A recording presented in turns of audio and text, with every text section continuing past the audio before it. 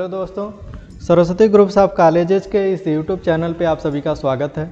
जैसा कि आप लोगों को पता है, हम लोग शिक्षा शास्त्र विषय का टॉपिक वाइज अध्ययन कर रहे हैं, ठीक है। और इसके पूर्व की वीडियो में हमने भारतीय संविधान और शिक्षा के बारे में पढ़ा था, उसी को हम लोग आगे बढ़ाते हैं। आज उसी चैप्टर के अंतर्गत अगला जो हम लोगों का टॉपिक है वह है भारतीय संविधान के प्रकृति एवं विशेषताएं, यानी कि जो भारतीय संविधान है इसकी प्रकृति और विशेषताएं, कौन कौन सी मुख्य विशेषताएं हैं, इनके बारे में आज हम लोग जानेंगे, ठीक है। देखिए, इसमें जो पहला दिया है लोकतंत्रात्मक गणराज्य, ठीक है। लोकतंत्रात्मक गणराज्य क्या होता है इसके बारे में हम लोग जानेंगे। देखिए, यहाँ पे लिखा भी हुआ है कि संविधान द्वारा भारत में लोकतंत्रात्मक गणराज्य की स्थापना की गई। लोकतंत्रात्मक शब्द का अभिप्राय यह है कि सरकार की शक्ति का स्रोत जनता में निहित है। शक्ति का स्रोत किस में निहित है? तो जनता में निहित है। किस में निहित है? जनता में निहित है। क्योंकि लोकतंत्रात्मक सरकार जनता के लिए जनता द्वारा स्थापित होती है ना। लोकतंत्रात्मक सरकार का तात्पर्य किससे है? तो जनता के द्वारा, जनता के लिए जनता द्वारा क्या की जाती है? स्थापित की जाती है। ऐसा जो सरकार होती है उस सरकार को हम क्या कहते हैं? लोकतंत्रात्मक सरकार कहते हैं। आगे देखिए, सरकार की स्थापना जनता के द्वारा प्रदत्त वयस्क मताधिकार 18 मताधिकार द्वारा की जाती है। गणराज्य से तात्पर्य ऐसे राज्य से है जहां शासनाध्यक्ष वंशानुगत न होकर जनता द्वारा एक निश्चित अवधि के लिए चुना जाता है। अब देखिए, ये तो आपके लिए नोट्स से संबंधित हमने आपको दे दिया था पीडीएफ, ठीक है। अब यहाँ पे जो मूल इसका अर्थ है उसको हम समझते हैं। जैसा कि आपको पता है कि जो भारत देश है यह कब आज़ाद हुआ था? तो सन 1947 में। कब? 1947 में। 15 अगस्त 1947 को आप स्वतंत्रता दिवस के रूप में मनाते हो, और 26 जनवरी 1950 में भारत को गणराज्य देश के रूप में स्वीकार किया गया था। या हम कह सकते हैं कि गणतंत्रता दिवस हम कब मनाते हैं? तो 26 जनवरी 1950 से स्टार्ट किया है, यानी कि 26 जनवरी को मनाते हैं, है ना। तो गणराज्य का तात्पर्य किससे है? कि एक देश का एक अपना संविधान हो और उस संविधान के आधार पर देश को संचालित करना हो। तो लोकतंत्रात्मक गणराज्य का तात्पर्य किससे है? तो लोक का तात्पर्य किससे है? देखिए, यहाँ पे लिखा गया है लोकतंत्रात्मक। लोक का तात्पर्य किससे है? जनता से है। किससे है? जनता से है। या आप कह सकते हो लोगों से है। किससे है? लोगों से है। तंत्रात्मक का तात्पर्य किससे है? शासन से है। किससे है? शासन से है। यानी कि लोगों के शासन से संबंधित जो गणराज्य होता है, जो राज्य होता है, ऐसे राज्य को लोकतंत्रात्मक गणराज्य कहा जाता है। यानी कि एक ऐसा देश जहाँ पे जनता की रक्षा के लिए, जनता की व्यवस्था के लिए जनता के द्वारा ही अपने शासक चुने जाते हैं, ऐसा राज्य या ऐसा गणराज्य कैसा राज्य कहलाता है? तो लोकतंत्रात्मक गणराज्य कहलाता है, या इसे ही आप प्रजातंत्रात्मक गणराज्य के रूप में भी जानते हो। क्लियर है ना।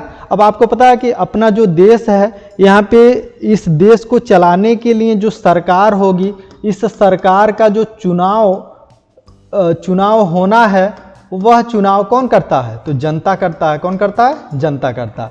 अब इस जनता के अंतर्गत जो भी वयस्क अवस्था के व्यक्ति हैं, जिनकी उम्र, जिसे आप प्रौढ़ अवस्था भी कहते हो, उम्र 18 प्लस है। क्या है? 18 प्लस, यानी कि जिनकी उम्र 18 वर्ष हो गई है, उससे ऊपर के हैं, या ऐसे ही लोग क्या करते हैं? अपने देश की व्यवस्था को चलाने के लिए अपना शासक चुनते हैं। क्या चुनते हैं? अपना शासक चुनते हैं। और यह शासन की जो व्यवस्था होती है या वंशानुक्रम न होकर के एक निश्चित अवधि के लिए, आपके देश का निश्चित अवधि क्या है? 5 वर्ष है। एक नेता का चुनाव कितने वर्षों के लिए किया जाता है? तो 5 वर्षों के लिए किया जाता है। यानी कि हर 5 वर्षों में क्या किया जाएगा? लोगों के द्वारा या जनता के द्वारा अपना नया शासक चुना जाएगा। क्लियर है ना। आपको पता हो गया होगा कि लोकतंत्रात्मक गणराज्य क्या है। आगे हम लोग देखते हैं अगला विशेषता क्या है। तो अगला है संप्रभुता। क्या है? संप्रभुता। यहाँ पे देखिए, भारतीय संविधान लोकप्रिय प्रभुता पर आधारित संविधान है, अर्थात यह शक्ति भारतीय जनता को ही प्रदान की गई है। संविधान की प्रस्तावना में कहा गया है कि हम भारत के लोग दृढ़ संकल्प होकर अपनी इस संविधान सभा में आज दिनांक 26 नवंबर 1949 को इस संविधान को अंगीकृत, अधिनियमित और आत्मसमर्पित करते हैं, है ना। भारतीय स्वतंत्रता अधिनियम के द्वारा यह घोषित किया गया कि 15 अगस्त 1947 से भारत ब्रिटिश शासन के अधीन नहीं रहा। ब्रिटिश सरकार और संसद का भारत के प्रशासन के लिए उत्तरदायित्व समाप्त कर दिया गया है और भारत एक प्रभुता संपन्न राष्ट्र बन गया, यानी कि अपने प्रभुत्व पे हो गया। इसके पूर्व में हमारे देश पे किसकी शासन व्यवस्था थी? तो अंग्रेजों की शासन व्यवस्था थी। कब? तो 1947 से पूर्व। 1947 में हमारा देश क्या हो गया? आज़ाद हो गया, संप्रभुत्व हो गया, जिसके माध्यम से अपनी देश की शासन व्यवस्था चलाने के लिए एक संविधान भी स्थापित किया गया। वह संविधान कब स्थापित किया गया, या हम कह सकते हैं कि कब बन के तैयार हुआ? तो 26 नवंबर 1949 में, और लागू कब हुआ? तो 26 जनवरी 1950 में, है ना। तो इस तरह से अपना देश क्या हो गया? संप्रभुत्व, यानी कि अपने द्वारा अपने देश का क्या करना? संचालन करना, अपने देश को संचालित करने के लिए नीतियों नियमों का निर्माण करना। इसके पूर्व में किसके द्वारा शासन की जाती थी हमारे देश पे? तो ब्रिटिश शासकों के द्वारा हमारे देश पे शासन की जाती थी। या भारत किसके अधीन था? तो ब्रिटिशों के अधीन था। ठीक है, ये दूसरा आपकी विशेषता है। अगला देखिए, धर्मनिरपेक्षता। क्या है? धर्मनिरपेक्षता। इसको देखिए, संविधान में धर्मनिरपेक्षता की अवधारणा यह है कि पथ, जाति या संप्रदाय के आधार पर किसी भी पंथानुयायी से कोई भेदभाव नहीं किया जाएगा। किसी भी धर्म को राजधर्म नहीं माना जाएगा, न ही उसे कोई संरक्षण अथवा प्राथमिकता दी जाएगी। 1976 में 42वें संविधान संशोधन द्वारा संविधान की प्रस्तावना में धर्मनिरपेक्ष शब्द को जोड़कर इस परिप्रेक्ष्य में स्थिति स्पष्ट कर दी गई कि धर्मनिरपेक्ष राज्य का तात्पर्य यह है कि राज्य की दृष्टि में सभी धर्म समान होंगे तथा राज्य के द्वारा विभिन्न धर्मावलियों में भेदभाव नहीं किया जाएगा। अब देखिए, एक लाइन में आप ऐसे समझ सकते हो कि धर्मनिरपेक्षता का तात्पर्य किससे है? सभी धर्म एक समानता से है। किससे है? सभी धर्मों का एक समान आदर से है। यानी कि इस देश में कई धर्मों के लोग एक साथ निवास करते हैं। जैसा कि आपको पता है, हिंदू, मुस्लिम, सिख, ईसाई, इस तरह से कई ऐसे धर्म हैं जो आपस में मिलजुल कर एक साथ इस देश में निवास करते हैं, है ना। तो इन सभी धर्मों में किसी भी धर्म को विशेष स्थान नहीं दिया जाएगा, यानी कि सबका समान स्थान होगा, है ना। किसी पे एक पथ राज्य स्थापित नहीं किया जाएगा जिससे वह अन्य धर्मों का अवहेलना हो। समझ में आ रहा? तो इस प्रकार के जो तथ्य होते हैं इन्हें हम धर्मनिरपेक्षता के रूप में जानते हैं, और 42वां संविधान संशोधन 1976 में ऐसा किया गया। ठीक है, आगे हम विशेषता देखते हैं। अगला क्या है? तो लिखित एवं विशाल संविधान। आपको पता है कि भारत देश का जो संविधान है वो क्या है? लिखित है। क्या है? लिखित है। आपको पता है कि इसमें शुरू में 395 अनुच्छेद 22 भाग में विभाजित थे और इसमें 8 अनुसूचियां थी। वर्तमान संविधान में कितनी अनुसूचियां हो गई हैं? तो 12 अनुसूचियां हो गई हैं। 395 जो अनुच्छेद थे उसमें भी विभिन्न प्रकार के संशोधन हुए हैं, और उन संशोधनों में विभिन्न प्रकार के अन्य नए नए अनुच्छेद भी क्या किए गए हैं? जोड़े गए हैं, है ना।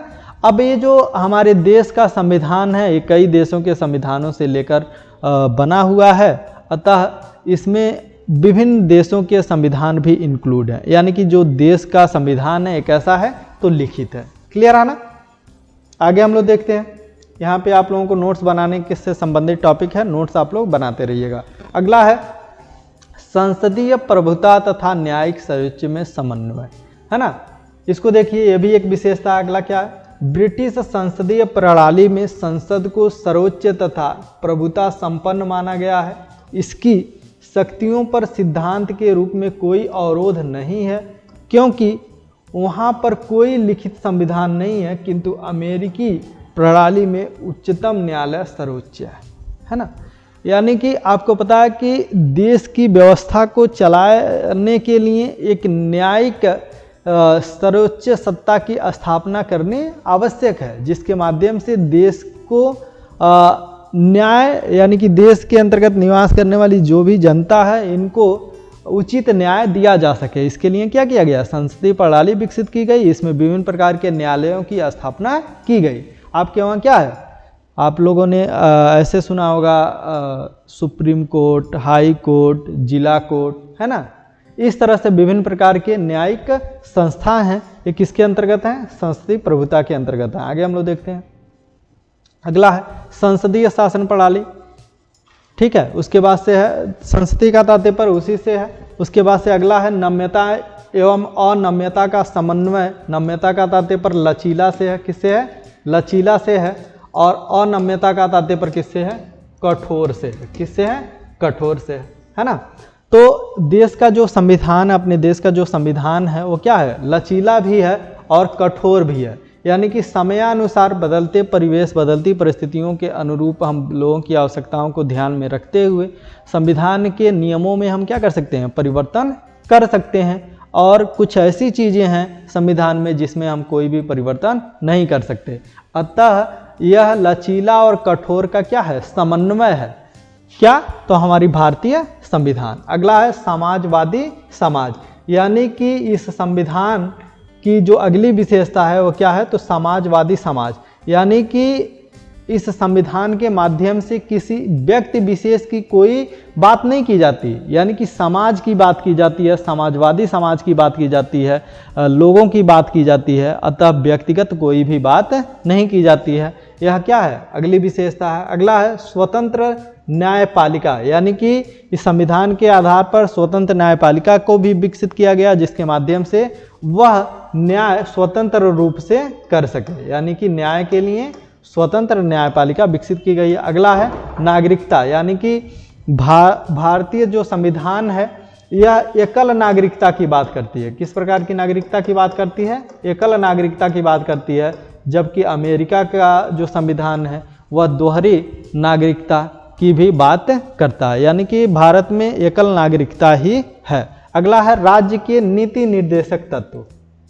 क्या है, राज्य के नीति निर्देशक तत्व। यानी कि हर राज्य का अपना क्या होगा, अपना नीति होगा, अपना नियम होगा।